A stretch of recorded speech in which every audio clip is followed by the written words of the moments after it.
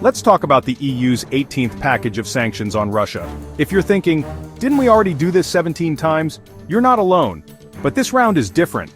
It's not just another incremental update, it's a major escalation. The EU is now targeting the heart of Russia's war-funding oil money. After years of sanctions with loopholes, this package is designed to close them, hard. It's a direct response to Russia's creative ways of dodging previous restrictions. The new rules include lower oil price caps and a crackdown on the shadow fleet moving Russian oil. This is a high-stakes gamble. It could cripple Russia's war machine or backfire on global markets. Why should you care? Because these decisions affect everything from gas prices to global security. What happens in Brussels doesn't stay in Brussels. It ripples out to your daily life. This is about money, power, and stopping a devastating conflict. Understanding this package means understanding a major global power play. Let's break it down. So what's actually in this 18th package? The headline, a new, lower oil price cap, down to $47.60 per barrel, about 15% below market average. The goal? Squeeze Russia's profits but keep oil flowing. Next, a crackdown on Russia's shadow fleet, over 100 tankers blacklisted, banned from EU ports and waters. The EU is also cutting off 22 more Russian banks from key financial messaging services, making international business nearly impossible. All banking and financial software sales to Russia are banned, and transactions with the Russian Direct Investment Fund are forbidden. The package blacklists 26 new companies, including some in China, Turkey, and Hong Kong for supplying Russia's military. It also bans imports of refined oil products made from Russian crude, targeting countries like India that re-export Russian oil. The EU is closing every loophole it can find. This is a multi-pronged attack on Russia's economic ecosystem. It's the toughest package yet. Russia's economy runs on oil and gas. Oil revenues alone make up about a third of its federal budget. Sanctions aim to force Moscow into a painful choice: sell oil cheap or risk shutting down wells, which is costly and risky. The West wants to keep Russian oil on the market but drain the Kremlin's profits. The new lower price cap and shadow fleet crackdown are designed to make evasion harder and less profitable. If the EU can limit Russia's oil revenue, it could make the war economically unsustainable for Moscow.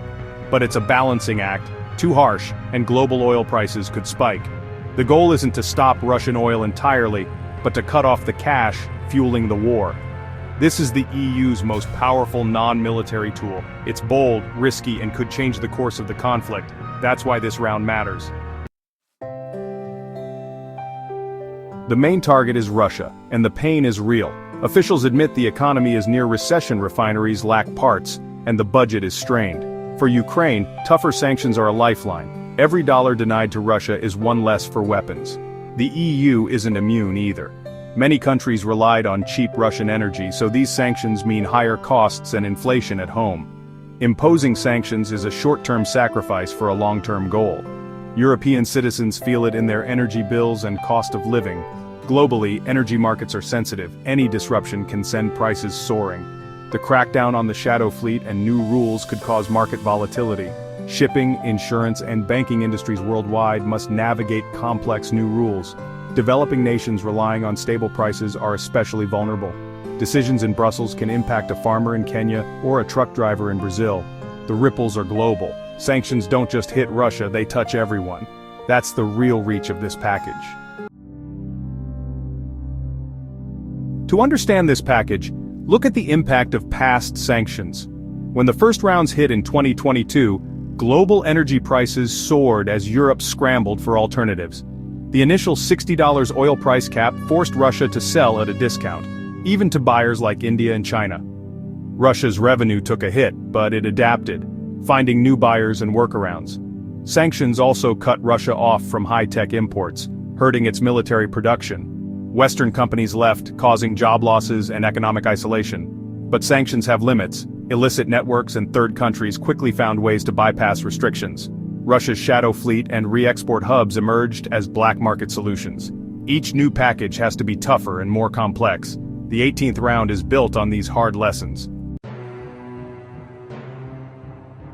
What sets this round apart? It's all about enforcement and closing loopholes. The EU isn't just setting rules, it's naming and banning over 100 shadow fleet tankers. Secondary sanctions now target companies in China, Turkey, and Hong Kong that help Russia. The ban on refined products made from Russian crude closes a major backdoor. Financial restrictions are sharper. Foreign banks risk losing EU access if they help Russia. The EU is forcing banks to choose Russian clients or the European market. Symbolic moves like banning all Nord Stream pipeline activity signal a permanent break with the past. This is a carrot-and-stick approach, but the stick is much bigger. The package is more targeted, aggressive, and sophisticated than ever. It's a formidable weapon in the economic war. The message: there's no going back. Russia isn't just taking the hit, it's adapting fast. Publicly, the Kremlin claims immunity, but behind the scenes, it's scrambling. Russia's main move: pivoting east, selling discounted oil to China and India. New pipelines and deals aim to make this shift permanent. Russia is also de-dollarizing, trading in rubles, yuan, and rupees, and building its own financial systems. The shadow fleet will get sneakier, and new intermediaries will pop up. Allies like Belarus help supply banned tech and goods. It's a relentless game of whack-a-mole. Plug one hole, another opens. Russia's survival depends on staying a step ahead. With the new sanctions in place, the world is watching for the fallout. The $47.60 oil cap takes effect soon. Will Russia accept it or cut production, risking a global price spike? The crackdown on the shadow fleet and intermediaries will test EU enforcement. Success depends on global compliance. Any weak link could be exploited. The EU must stay united even as the sanctions hurt their own economies. Moscow is betting the West will tire of the pain first. This standoff is part of a bigger geopolitical shift. If the sanctions work, they set a precedent for future conflicts. If they fail, it could embolden Russia and others. So, will this 18th package work? No one knows for sure. Sanctions have hurt Russia's economy and military but haven't stopped the war. The new package tightens the screws, aiming to force Moscow into tough choices. It's a war of attrition, slowly draining Russia's resources. The hope make the war too costly to continue. But Russia is resilient, with new markets in Asia and tight control at home. History shows sanctions rarely force regime change, especially in authoritarian states. The real test: can Russia fund both its state and its war? Watch oil prices, export volumes, and the situation in Ukraine for answers. Sanctions aren't a magic bullet, but they're the West's sharpest economic weapon yet.